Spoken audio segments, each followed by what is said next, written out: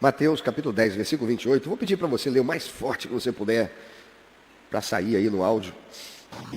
Bem forte, é só esse versículo 28 do capítulo 10. É Jesus que está falando. Vamos juntos? Não tenham medo dos que matam o corpo, mas não podem matar a alma. Antes, tenham medo daquele que pode destruir tanto a alma como o corpo no inferno.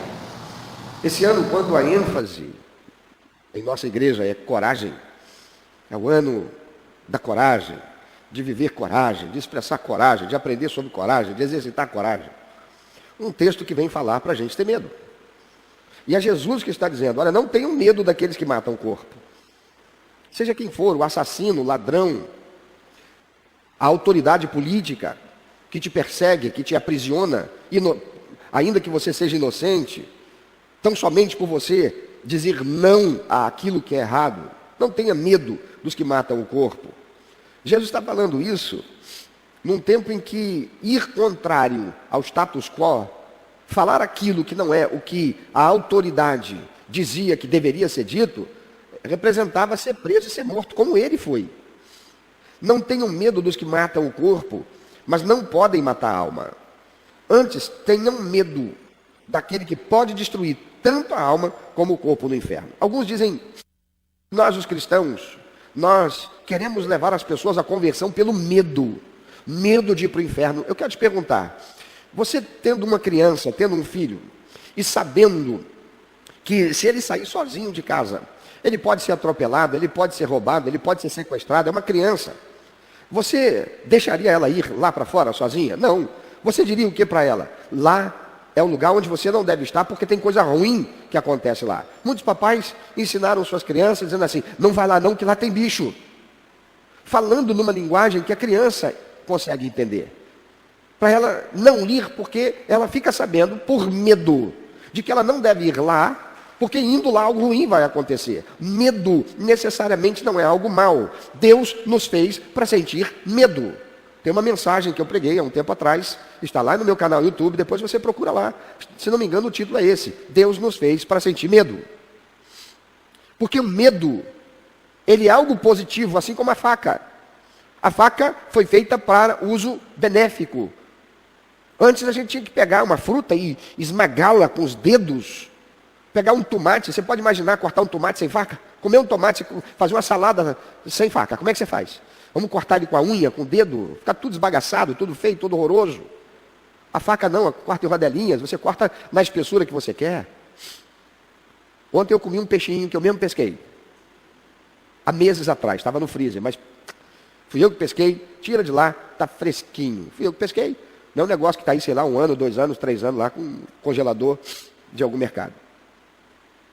Mas para preparar, sem faca. Que dificuldade.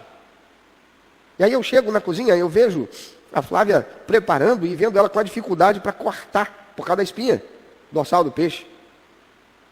Mas como ela faria se não tivesse a faca? E com a faca se tornou tão mais fácil. Mas faca pode também ser utilizado para algo mal, para algo ruim, para agredir alguém, para ameaçar a vida de alguém, para praticar um crime, para tirar a vida de alguém.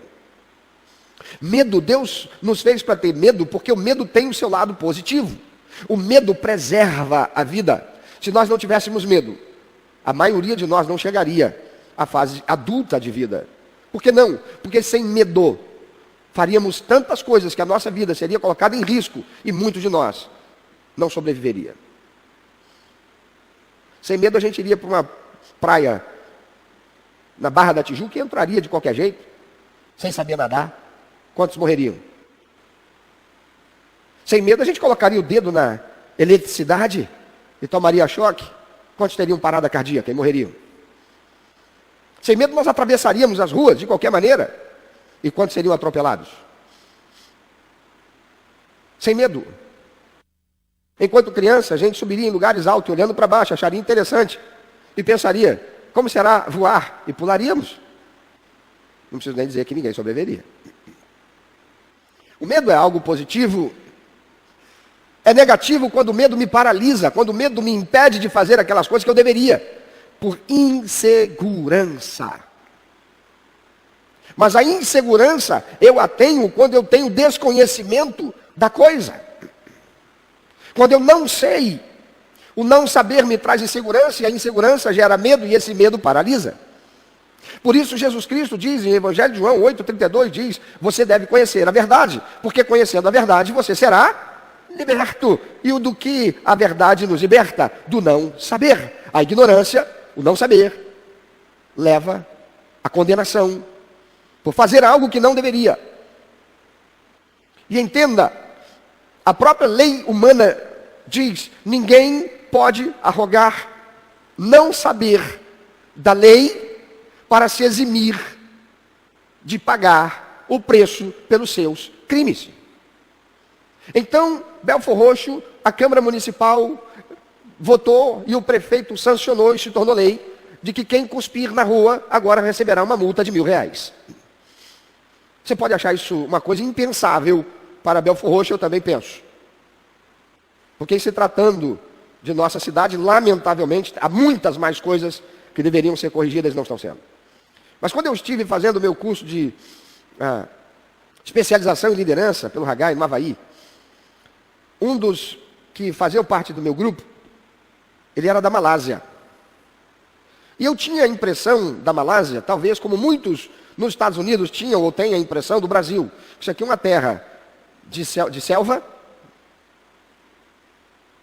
e que a gente planta banana. A ideia que eu tinha da Malásia era uma ideia estereotipada, de um lugar atrasado. Eu havia visto alguns filmes, do tipo Rambo, que vai para lá lutar, e mostrando apenas aqueles vilarejos pobres em lugares meio às matas, à selva. Era mais ou menos essa a ideia que eu tinha de Malásia. E aí, conversando com um malasiano, ele disse para mim, não, você está completamente equivocado. Nós temos cidades muito desenvolvidas lá. E aí, a gente saindo, eu comprei um chiclete e eu ofereci para ele. Ele disse, não, muito obrigado. Eu disse, você não masca chiclete? Não, eu não posso mascar chiclete. Eu falei, você não pode? Não pode? Por que você tem problema? Você é diabético? O que é? Eu falei, não, é porque no meu país é proibido mascar chiclete. Eu falei, como assim? Lá é proibido mascar chiclete? É chiclete, amigo. Com a criança aqui no Brasil, não fica pensando quando é que o papai vai dar a ele a liberdade para ele mascar chiclete sem ter medo dele engasgar e o negócio entupir. Por que no teu país não pode entrar chiclete? Porque chiclete suja as ruas. Eu falei, como assim? Pode reparar que todo lugar que você vai, você olha para o chão, você encontra papel de quê? De bala e de chiclete, não é? E onde é que você encontra o chiclete? Na sola do teu sapato, no encosto da cadeira da frente, embaixo do assento na cadeira e no banco onde você senta. Então lá, se alguém for pego mascando chiclete, recebe multa. Irmãos, eu não sei se é assim hoje lá.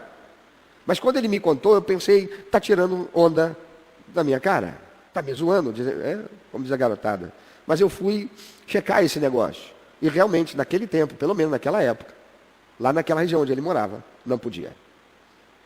Então você imagina que eu chego lá e eu tiro o meu chiclete do meu bolso, e eu desembrulho o meu chiclete. E enquanto eu estou desembrulhando o meu chiclete, e eu coloco na boca, uma autoridade policial chega e diz, identifique-se. Eu disse, como vai o senhor? Prazer, Cláudio Barroso, turista. Falou, seu passaporte, por favor. Eu falei, o que houve? Não é que o senhor acabou de cometer uma infração legal. Eu falei, infração legal? Que infração legal? O senhor está mascando chiclete. Mas qual o problema? Aqui é proibido.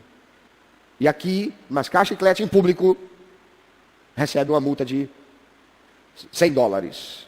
Quanto é $100 hoje? R$600. $150. O que eu vou dizer? Não, mas peraí, eu sou turista, eu não moro aqui. Eu não sei da lei daqui. Irmão, você acredita que eu vou ficar sem receber a multa ou eu vou receber a multa? Pode estar certo que eu vou receber a multa. E eu não saio daquele país se eu não pagar a multa.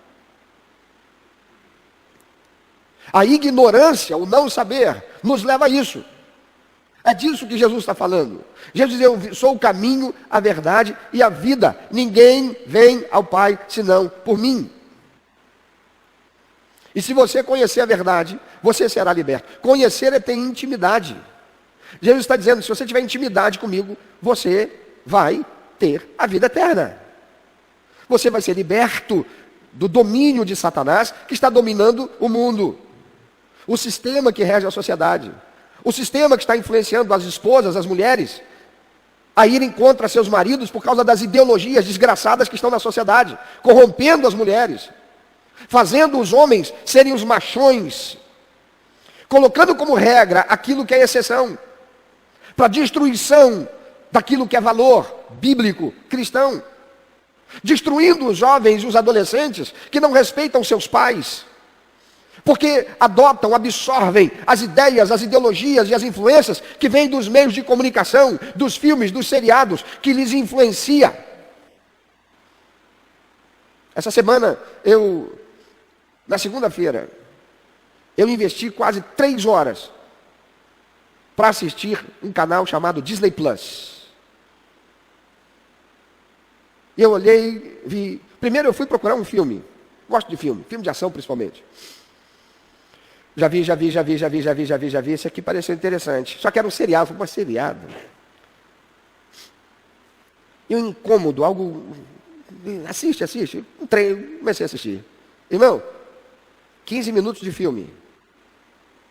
Eu já tive que trocar, cancelar, desligar aquele troço e mudar para outro, procurar outra coisa. Por quê? Propaganda LGBT pura. Puro idealismo LGBT. Disfarçado. Num enredo para levar a pessoa a assistir e comprar aquilo. Igualzinho a televisão fez durante décadas, mostrando a mocinha casada e mal casada, não feliz no casamento, e o mocinho todo lindão. O marido da mocinha nem tão bonito assim. E ela, a sofrida, agora, ela se apaixona pelo galã. E os dois vão praticar adultério. E enquanto se desenrola a trama, e até que os dois adulterem, de fato, já estão adulterando, com os olhares, com os desejos, que vão levando a audiência que está do outro lado, sentado no sofá, torcendo pelo desenlace lindo, apaixonante, envolvente dessa trama diabólica para fazer a gente torcer pelo adultério daqueles dois personagens. Mas são só personagens. Aquilo não é vida real. Aquilo é corrupção de valores. Aquilo é corrupção. Aquilo é minar os seus escrúpulos e substituir os princípios e valores de Deus para que nós, como pessoas, como cidadãos, como servos de Deus, como família, percamos os valores de Deus e permitamos aqueles que têm essas ideologias, aqueles que estão fomentados por Satanás, a desconstruir o que é de valor para construir o caos moral, ético. Por quê? Porque sobre o caos moral e sobre o caos ético de um povo, de uma nação que perde os seus brios, que perde seus princípios, que perde seus valores, que deixa de ter referenciais claros, precisos do que é verdade, sejam facilmente dominados por sua consciência corrompida. Jesus diz, conheça a verdade vai te libertar. Sem conhecer a verdade, irmão, a gente está vendido e mal pago. E aqui Jesus está dizendo, não tenham medo daqueles que matam o corpo, mas não podem matar a alma. Antes tenham medo daquele que pode destruir tanto a alma como o corpo no inferno. Se eu sei, e se eu acredito na existência do inferno, ter medo de ir para lá é saudável.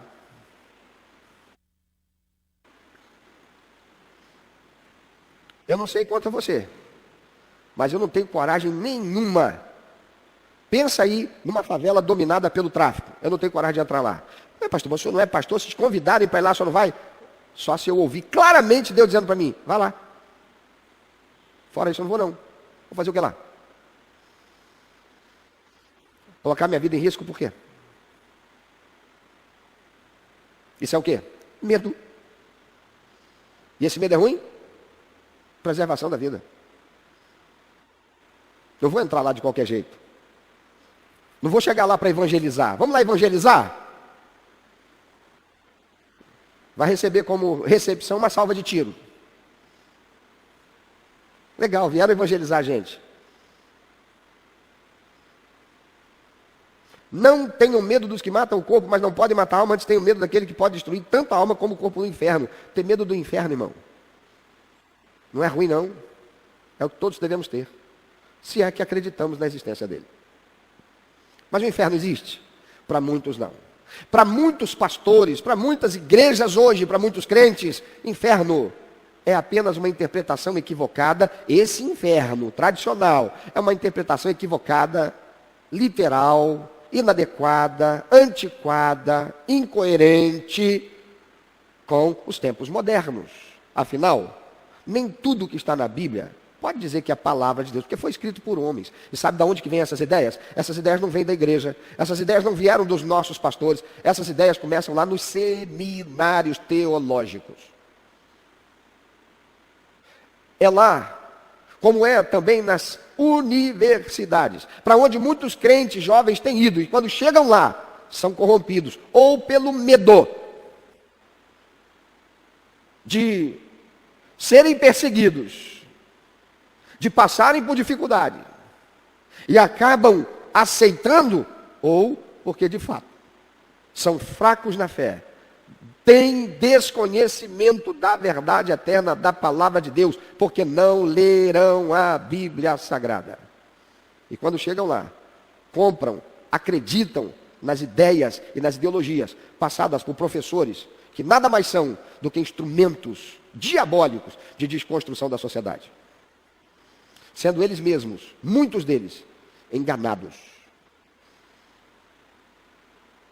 Muitos deles estão acreditando que aquilo ali é a verdade. Estão corrompendo tantos e tantos jovens. Mas há muitos que já não acreditam mais na literalidade do inferno. Não, o inferno é uma figura de linguagem. O inferno é um elemento mítico, presente em tantas culturas. Deixa eu dizer uma coisa para você, que talvez você não saiba. Dá um Google depois, faça uma pesquisazinha, superficial que seja lá no Google.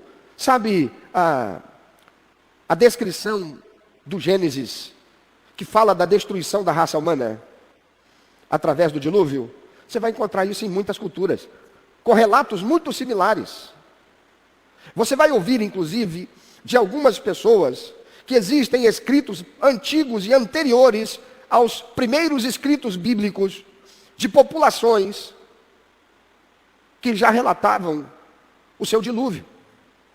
Logo, os judeus, e portanto os cristãos depois, nós absorvemos uma ideia mítica já construída por outros povos e apenas demos uma outra roupagem. Todos são livres para crer no que quiserem.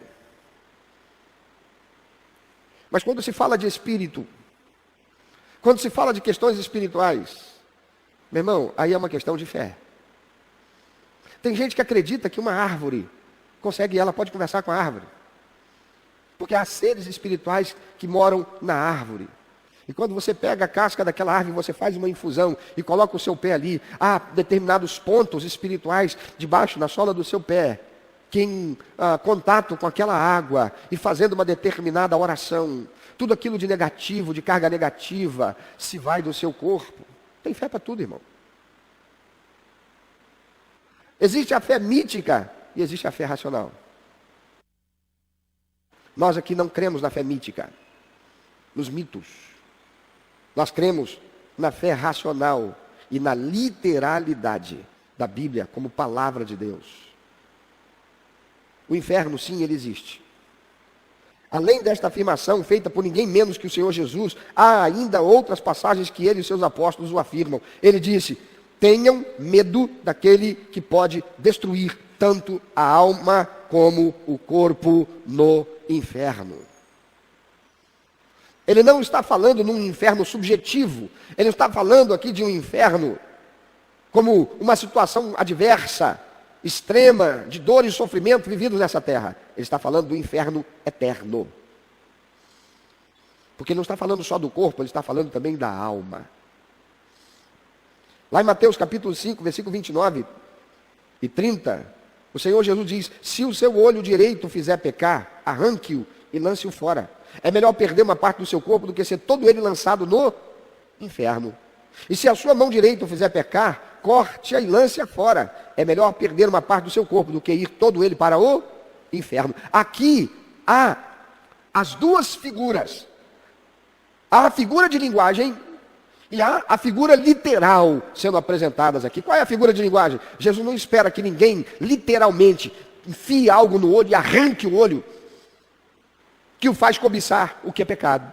Jesus não está literalmente dizendo que você deve pegar um objeto cortante e decepar a sua mão, que te conduz a fazer o que é errado.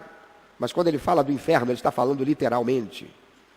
Porque ele está dizendo que aquilo que você permite entrar na sua vida, aquilo que você pratica, que desonra, ofende a santidade de Deus em você, vai te condenar ao inferno.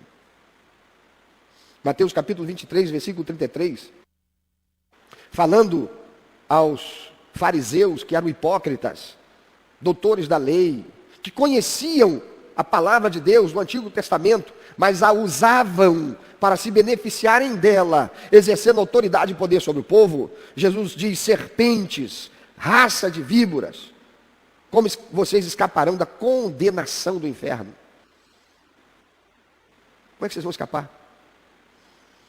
E em 2 Tessalonicenses, capítulo 1, versículo 6 a 10, o apóstolo Paulo, da parte do Senhor, diz: é justo da parte de Deus retribuir com tribulação aos que lhes causam tribulação, e dar alívio a vocês que estão sendo atribulados, e a nós também. Isso acontecerá quando o Senhor Jesus for revelado lá do céu com seus anjos poderosos, em meio a chamas flamejantes. Ele punirá os que não conhecem a Deus e os que não obedecem ao evangelho de nosso Senhor Jesus.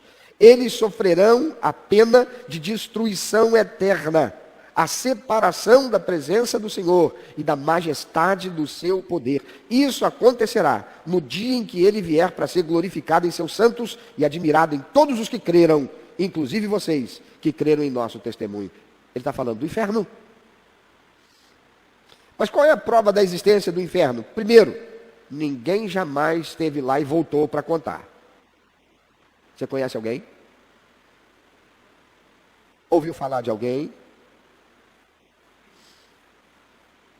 Tem umas pessoas aí que disseram, numa experiência quase morte, que viram uma luz intensa e que encontraram alguém lá que parecia ser muito bom e já não queria nem voltar porque o lugar lá era maravilhoso, e quando voltou entendeu que teve um contato ali com um ser angelical e que ali já seria o céu, e teve uma experiência quase morte e voltou.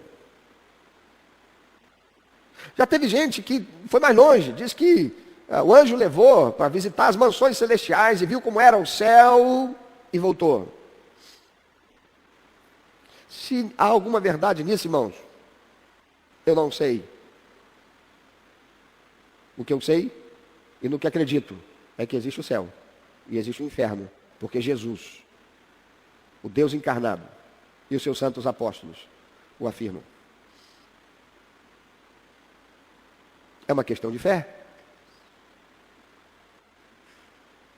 É uma questão de se crer na Bíblia como a palavra revelada por Deus. Se ela diz que existe, para mim existe. E para você?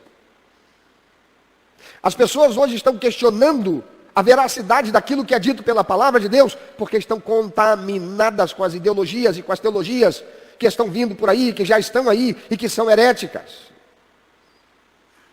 Que tudo questionam, mas não criticam. Porque para criticar a Bíblia como a palavra de Deus ou não, terá que usar algum outro elemento autoritativo. Que outro elemento é esse? A teologia? E quem é que faz a teologia senão o próprio homem?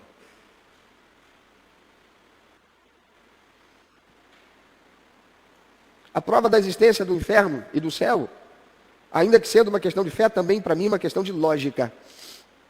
Nessa vida, tudo baseado está na ordem estabelecida por Deus.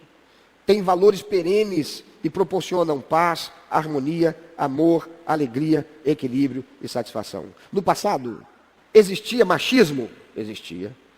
Pouco? Não, existia muito machismo. Pensei que desliguei e foi. Sim, existia machismo. A mulher não tinha direito a votar. O CPF da mulher era o mesmo do homem, chamava-se SIC. Não era nem chamado CPF, era SIC. Quem é que teve SIC? Quem lembra? Só os jurássicos aí como eu. Tivemos SIC. A mulher não tinha SIC. O SIC da mulher era o SIC do seu marido. Ela passava a ter depois que ela casasse. Aí veio o CPF. Para todos, inclusive a mulher. A mulher não votava, não podia ser eleita. E quando votou, não podia ser eleita. Havia algumas coisas assim que realmente foram progredindo para melhor.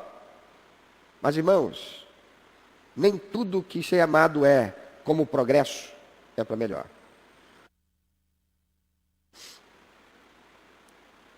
Naquele tempo, os casamentos duravam.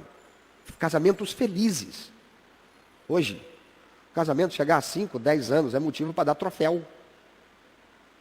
Vamos dar um troféu. Quantos anos? 10 anos de casa, dá um troféu. Passou-se, inclusive, a valorizar, porque quando eu era garoto, eu só sabia de boda de ouro e boda de prata.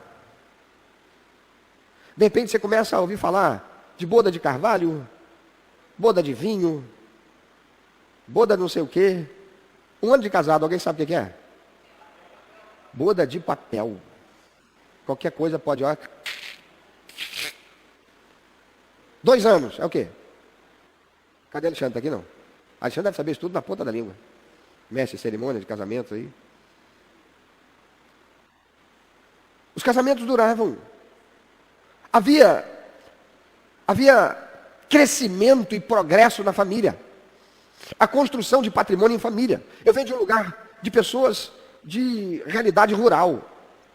Então, um casal casava e ele ganhava dos pais ou da noiva, ganhavam lá um terreninho. Ou pegavam e construíam a sua casa num terreno da família. E aí aquele moço começava a trabalhar como meeiro de algum sitiante, de algum fazendeiro, que dava para ele o espaço da terra, dava para ele as sementes, dava para ele os insumos, as ferramentas. Ele trabalhava, ele plantava, ele colhia, e uma parte daquela colheita era o lucro dele, era o ganho dele. E daqui a pouco vinha um filho, vinha 2 filhos, e vinha 3 filhos, e vinha 4 filhos, e não tinha televisão, então vinha mais filhos.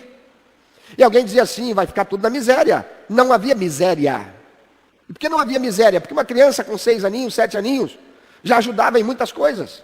O com 8, com 10 aninhos, já também ajudava com uma enxadinha. E daqui a pouco, eram 4, 5, 6 braços fortes também trabalhando, e na medida que ia trabalhando, mais ia progredindo, mais ia conquistando, e daqui a pouco, aquele que era meeiro, comprava o seu sítiozinho, e daqui a pouco, numa outra geração, você já encontra um filho, um neto, que é dono de uma grande propriedade.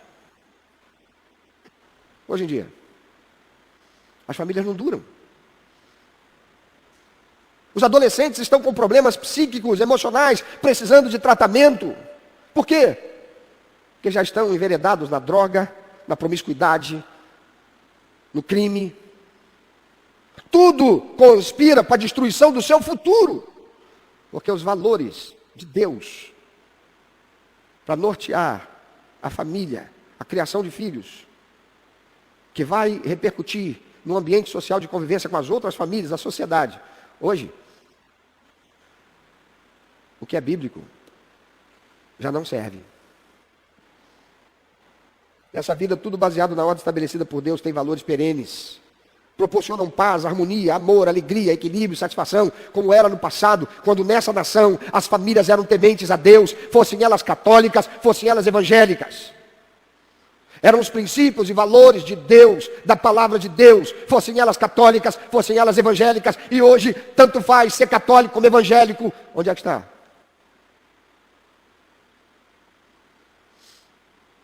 Não conseguem se discernir nem mesmo entre ideologia desgraçada e nefasta e aquela que deve.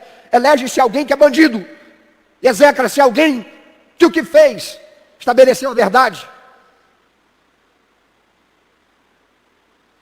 Caminha-se na direção da corrupção, a despeito de toda a história passada recente. E a verdade, sai para lá, me desconforta, não quero isso não.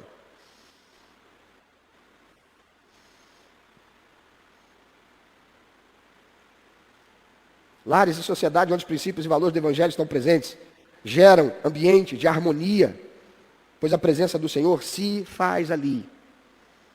Onde a luxúria, o sensualismo, a carnalidade, o materialismo estão presentes, o vício e a corrupção, o desequilíbrio emocional, a desarmonia, a violência se manifestam pela ausência de Deus e pela influência de espíritos malignos, opressores, levando os seres humanos à degradação moral, física e espiritual. Nesses ambientes não há alegria, harmonia, paz, equilíbrio, satisfação. Há desespero, há destruição, há degradação moral, há desarmonia. As pessoas se sentem desesperadas, as pessoas se sentem sem perspectiva de paz, porque Deus não está ali. Elas vão para um carnaval, elas pintam, bordam, bebem todas, beijam todas, transam com todos, para depois ter uma vida desgraçada. De viciados em pornografia, viciados em promiscuidade. Gente que vive de um estereótipo de alegria, de realização, que é mentira. É apenas uma fachada que esconde as suas mazelas. O podre que carrega dentro de si. Que se deixar vir à tona, sabe que ninguém vai querer andar junto. Então tem sempre que vender uma imagem de sucesso e de bem-estar. E estão por aí. Nos próprios veículos de propagação da mentira, a exposição da verdade como um escárnio de tantos artistas e tantos propagadores dessa mentira, com suas vidas destruídas, seus lares destruídos, seus filhos prostituídos, promiscuídos, destruídos pelas drogas, lares falidos, relacionamentos conjugais destruídos, falidos. A tradução de uma vida em uma única palavra: falência.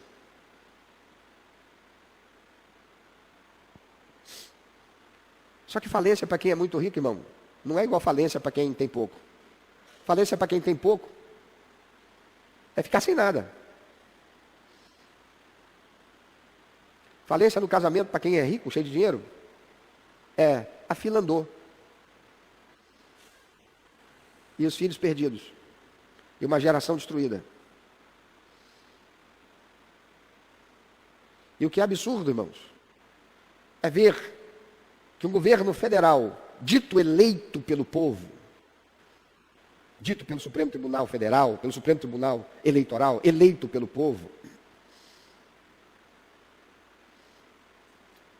chama para trabalhar, para dizer o que é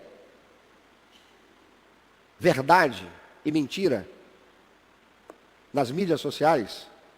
Alguém que vai para outro país, vai participar de um show num cassino, vai para um camarote de milhares de dólares e grava um vídeo zombando do povo brasileiro, xingando com palavras de baixo calão e dizendo para o povo brasileiro procurar aquele caminho.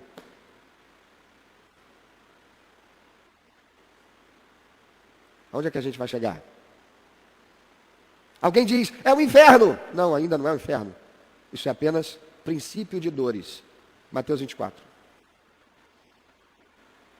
São dores como o povo judeu, lá em Israel, dos tempos de Daniel, sofreu. Dos tempos de Jeremias, sofreu, por não ouvir o chamado de Deus para voltar à santidade. Deus é onipresente. Mas isso não significa que ele seja obrigado a estar em todos os lugares ao mesmo tempo. Significa que ele pode estar onde ele quiser, ao mesmo tempo. Pessoas que experimentam depressão, síndrome do pânico, pessoas que vivem em comunidades sob o domínio do tráfico e sofrem o desespero com tiroteios na porta da sua casa e a tirania imposta pelo crime, são aqueles que mais podem dizer a sensação que mais se aproxima do que será viver a eternidade no inferno, que significa a eternidade sem a presença de Deus e a eterna presença do mal. Olha o que diz o apóstolo Paulo Em 2 Tessalonicenses que nós lemos. É justo da parte de Deus retribuir com tribulação aos que lhes causam tribulação e dar alívio a vocês que estão sendo atribulados e a nós também. Paulo está escrevendo aos Tessalonicenses que estavam passando por perseguição. Ele diz, isso acontecerá quando o Senhor Jesus for revelado lá do céu com seus anjos poderosos em meio a chamas flamejantes. Ele punirá os que não conhecem a Deus e os que não obedecem ao Evangelho de nosso Senhor Jesus. Por que é que ele vai punir quem não conhece? Quem não conhece não deveria ser inocente?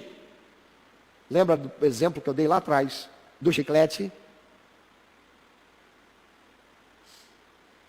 Pela mesma razão que eu lá não poderia dizer, mas eu sou turista.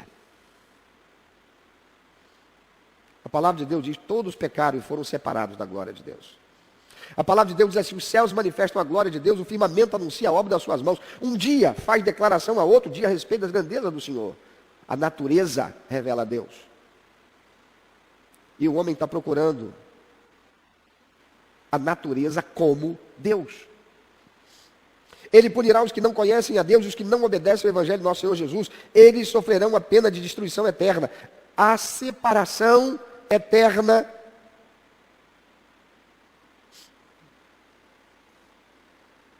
Eles sofrerão a pena da destruição eterna, a separação da presença do Senhor e da majestade do seu poder. O que vai ser o inferno?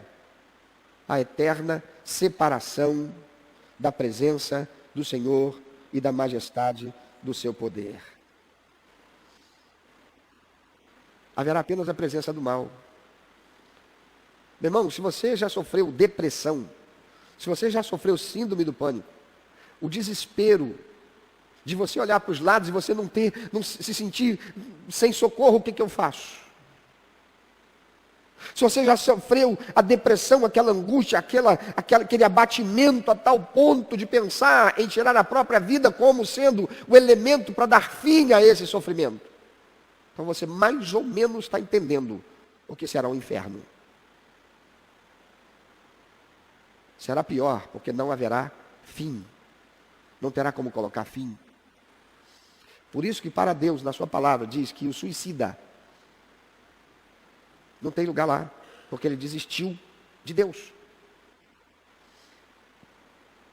Alguns dizem ser questionável, eu não vou entrar nesse mérito agora. As pessoas que estão vivendo essa vida sem buscar a Deus, irmãos, na eternidade, vão querer buscar a Deus, mas não poderão encontrá-lo. Lucas 6, 19 a 31. Assim como Jó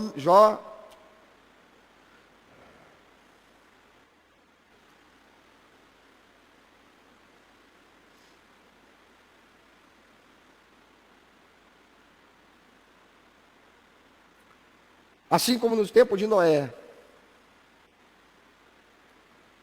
as pessoas não davam ouvidos quando ele estava falando, o dilúvio vem. O dilúvio vem.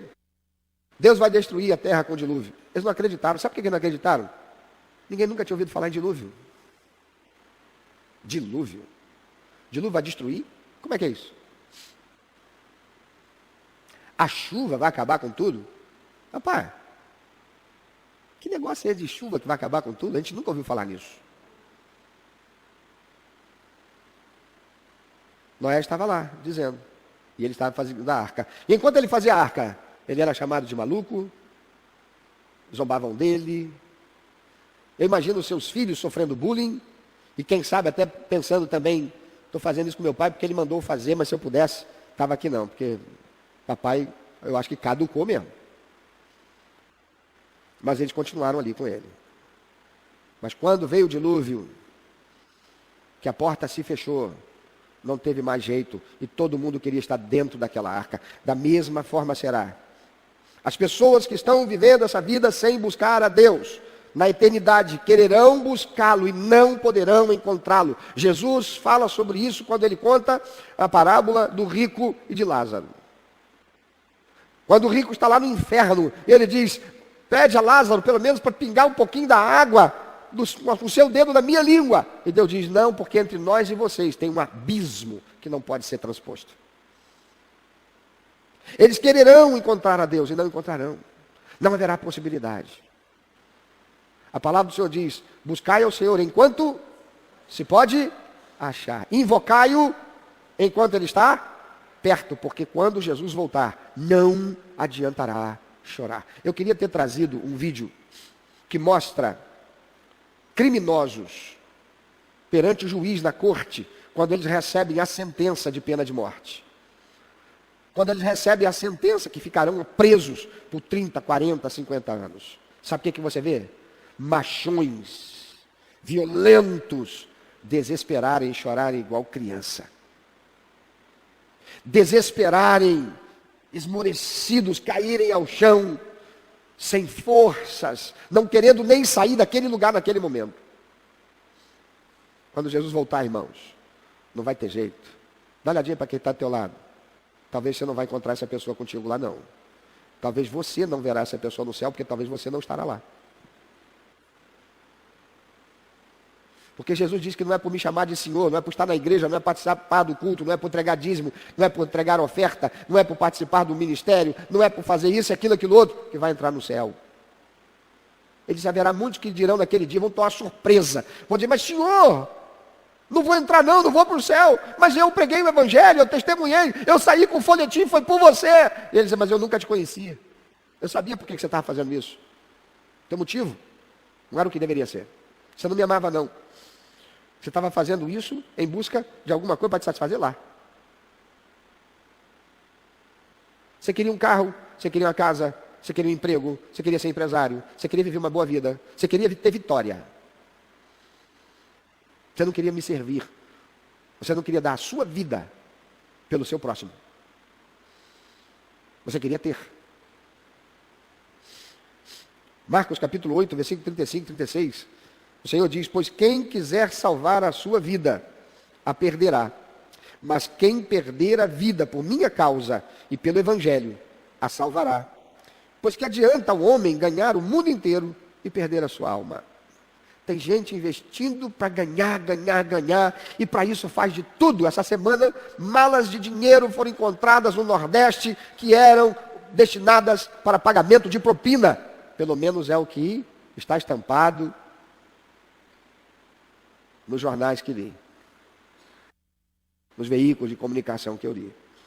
É uma história razoavelmente recente, não é? Que a gente já não via há muito tempo. Olha só que coisa. Tem gente se sentindo poderoso, mandando prender, mandando isso, aquilo outro. Vai apodrecer. Vai ser tão nojento que ninguém sequer irá querer olhar o caixão. De tão fétido, podre e miserável que é o corpo nosso quando morre. Você quer ter uma experiência próxima que é isso? Você nunca sentiu o cheiro fétido de um corpo em decomposição? Pega uma batata inglesa e deixa ela debaixo de outras batatas, numa fruteira, em cima da tua pia. Deixa lá. Quando você começar a sentir o cheiro bem podre, saiba que é ela. Aquilo é apenas parecido. Ainda ontem, alguém me mostrou uma foto. Pastor, deixa eu te mostrar aqui um parente meu, cujo corpo foi encontrado em casa, 10 dias depois que morreu. Morreu sozinho, dentro de casa. Ao que parece, foi um infarto fulminante. Ao que parece, estava em pé, próximo à cama, ia vestir uma bermuda. Não deu nem tempo. A bermuda ficou na altura do joelho. Caiu sobre a cama. Morto. 10 dias depois. Porque a casa toda fechada. Cachorros que estavam presos dentro de casa, famintos, sedentos, desesperados, gritando, latindo. Por fim, um vizinho teve a coragem de pular o muro, arrombar e encontrar a cena tétrica. Irmão, pela cena, eu fiquei imaginando como é que estava o ambiente ali. O rosto já não dava mais nem para identificar. E essas pessoas que se dizem ou se julgam as poderosas da terra. Essa gente que mata por dinheiro, mata por posição política, mata, e estão mandando pessoas à morte em postos de saúde, em hospitais que não têm remédio. Como a mãe do Beto, que sofreu AVC em casa, foi para o hospital, sequer fizeram os exames direito. Mandaram de volta para casa, sem oferecer o tratamento digno que merecia. Por depender de um sistema de saúde. Enquanto artistas estão recebendo milhões, sem precisar.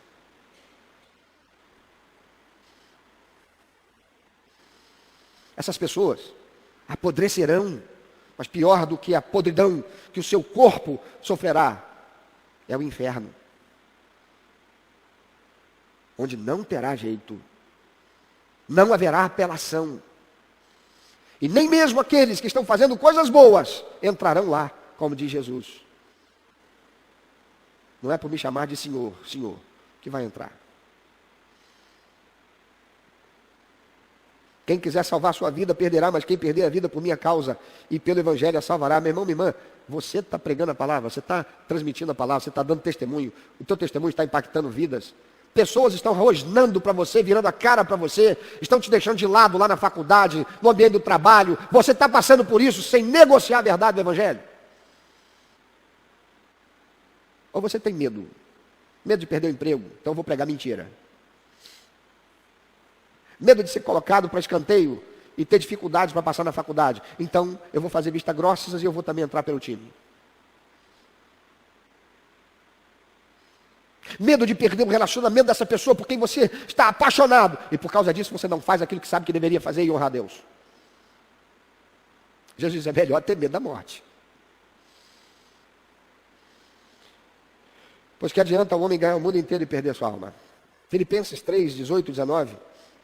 Paulo diz, pois como já lhes disse repetidas vezes, e agora repito com lágrimas, há muitos que vivem como inimigos da cruz de Cristo. Quanto a estes, o seu destino é a perdição. Seu Deus é o estômago e tem orgulho do que é vergonhoso. Eles só pensam nas coisas terrenas. Por isso, na eternidade, não poderão ter parte com Deus. Mateus capítulo 10, versículo 28, o Senhor Jesus diz, não tenham medo dos que matam o corpo, mas não podem matar a alma. Antes tenham medo daquele que pode destruir tanto a alma como o corpo no inferno. Porque o Senhor Jesus disse, por que o Senhor Jesus disse isso? Porque ele dividiu os discípulos de 2 em 2 e os enviou a irem pelas aldeias, vilarejos e cidades para pregar o Evangelho. Ele então os advertiu de que assim como queriam prendê-lo e matá-lo, fariam o mesmo com eles, seus discípulos, mas que não tivessem medo de morrer. E ainda assim, com integridade, transmitissem a verdade do Evangelho. Pois pior seria morrerem condenados à eternidade com Satanás e os seus demônios. Se você é cristão e tem medo de falar de Jesus, se você é cristão e tem medo de testemunhar da tua salvação, se você se diz cristão e você não está vivendo pelos princípios e valores da palavra de Deus, porque você não está crendo na Bíblia como a inerrante palavra de Deus, mas está dando ouvidos a teologias espúrias, por não conhecer a palavra de Deus. Você conhece não, você sabe alguns textos, mas não se aprofunda, não lê, não estuda, não busca conhecer. No tempo da internet, do Google, quem pode dizer, mas eu não sabia?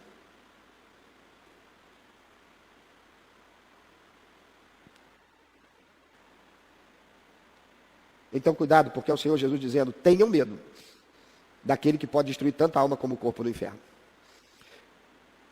Por fim, Apocalipse capítulo 21, verso 8. É assim que o Senhor diz. No ano da coragem, o Senhor diz, quanto porém aos covardes. Você pode ler para mim? Comigo, vamos lá? Quanto... Mas, eu creio que eu estou aqui na Revista e Corrigida. Põe na Revista e Corrigida, por favor. Quanto, porém, aos covardes. Revista Corrigida, Corrigida Fiel. Confesso que agora... Isso. Vamos juntos?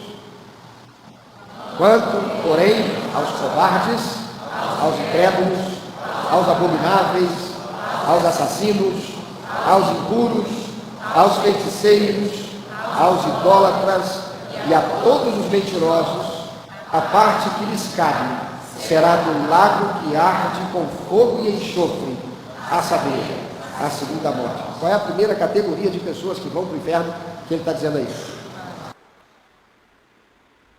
Os covardes. Covarde é aquele que aceita o que é errado, porque para o certo vai ter que desagradar alguém, então prefere não fazê-lo.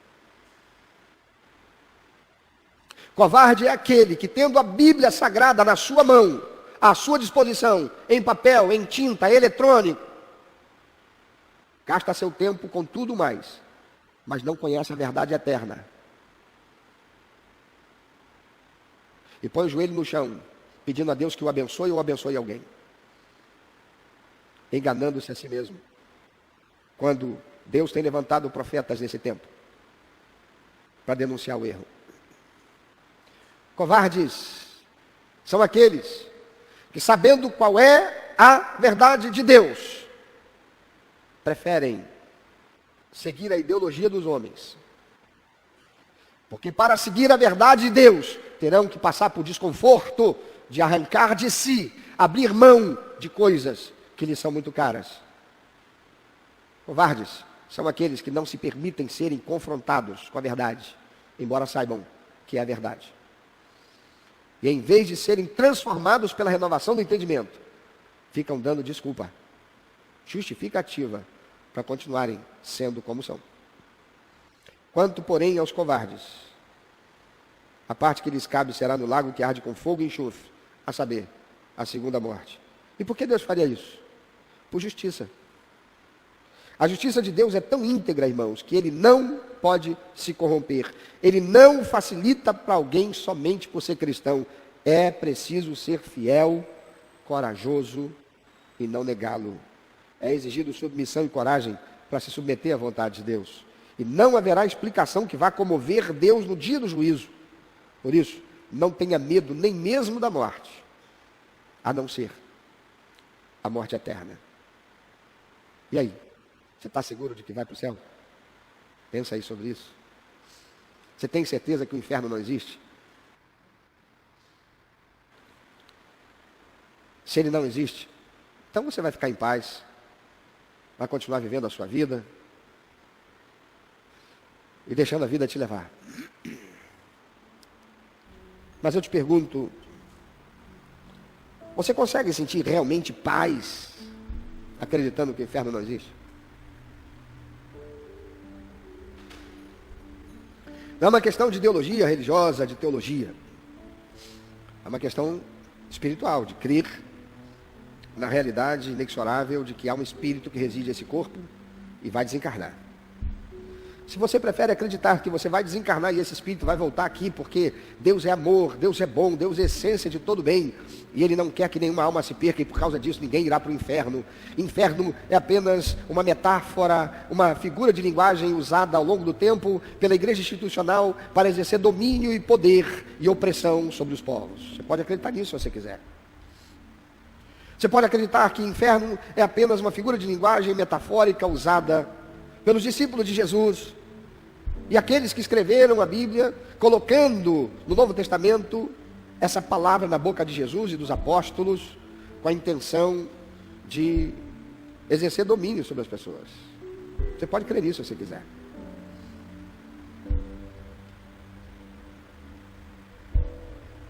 Mas você conhece a máxima? Você pode até enganar todo mundo, mas você nunca vai conseguir enganar todo mundo o tempo todo. E a Bíblia Sagrada, ela está aí há milênios, preservada pelo próprio Deus. Quiseram destruí-la inúmeras e inúmeras, incontáveis vezes.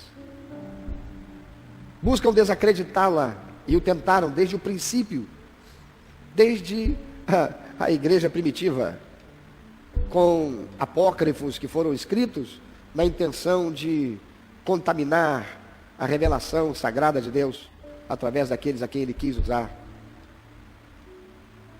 Você pode escolher crer nisso. Somos todos livres para crer no que quisermos. Mas há uma questão inexorável. O espírito vai deixar esse corpo. Para onde vai?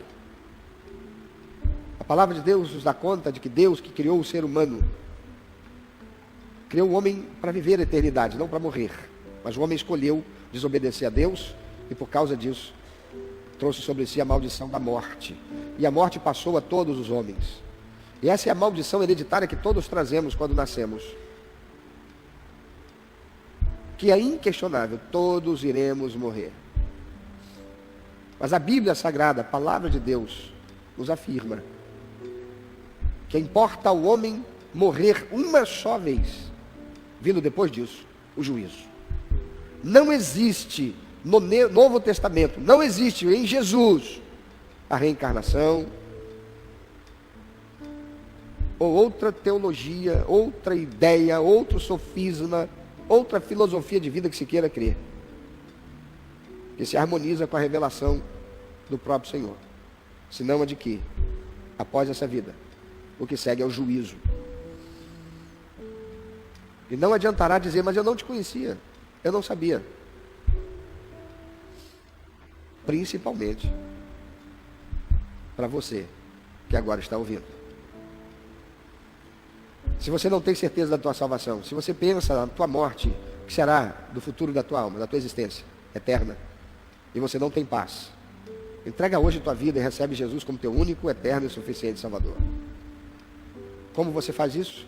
Através de uma oração sincera, em que você declara para Jesus: eu vou largar agora, eu deixo agora toda a vida que eu vivi até aqui, com tudo aquilo que o Senhor disser que está errado, eu vou tirar da minha vida.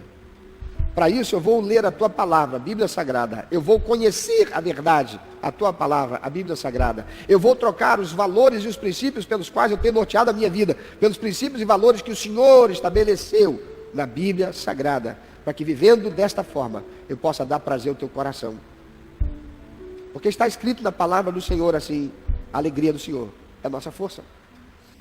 Então você vai dizer para Deus: Senhor, me perdoa porque eu sou pecador e eu não mereço a salvação. Eu não mereço a vida eterna.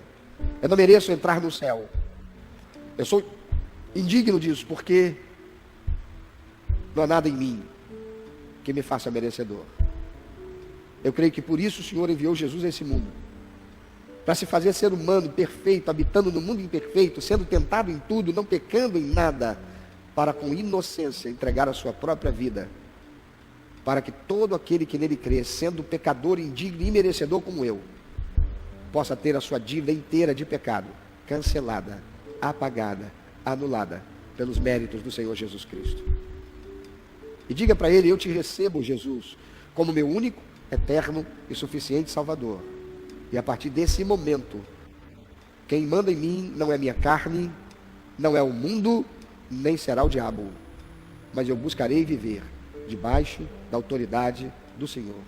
Então eu peço a ti, Espírito Santo, vem habitar em mim e escreve meu nome no livro da vida, para me dar a salvação e a vida eterna, para me tornar agora filho de Deus, para que quando eu partir dessa existência, eu possa viver a eternidade no céu com o Pai.